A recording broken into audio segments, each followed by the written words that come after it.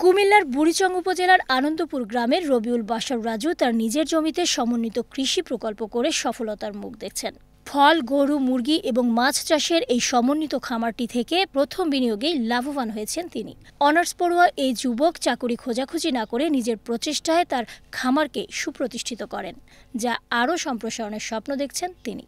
এই বাগানটার পাশাপাশি আরও বাগান বৃদ্ধি করার জন্য আমি চাচ্ছি। আমাদের দেশে যে বেকাররা বসে আছে, সবচেয়ে বেটার হবে তারা যদি জায়গা থাকে বা জায়গা কোথাও লিজ নিয়ে আস্তে আস্তে তারা তাদের করার জন্য করলে 100% সফলতা আসবে। রাজুর এই খামার দেখতে প্রতিদিনই পার্শ্ববর্তী এলাকা থেকে আসছেন তরুণরা।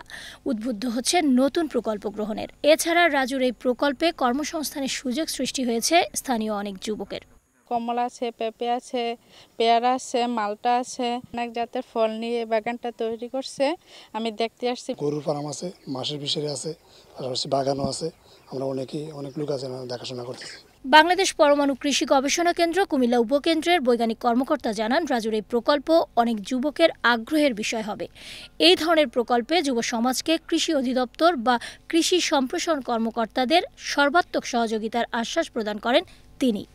কৃষকরা যদি সংশ্লিষ্ট জাতের উদ্ভাবনী প্রতিষ্ঠান এবং কৃষি কর্মকর্তার সাথে যোগাযোগের মাধ্যমে কোনো বাগান প্রতিষ্ঠা করেন, তারা লাভবান হবেন। তরুণদের জন্য রাজুর এই উদ্যোগটা একটি মাইলফলক হিসেবে কাজে দিবে। নিজস্ব জমি বা সরকারি জমি ইজারা নিয়ে খুব কম মূলধনে এ ধরনের কৃষি প্রকল্প সহজে বাস্তবায়ন করা যায় বলে জানালেন রাজু।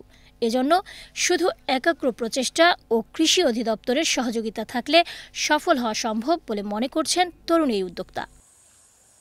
সীমা শারমিন, বাংলাদেশ টেলিভিশন।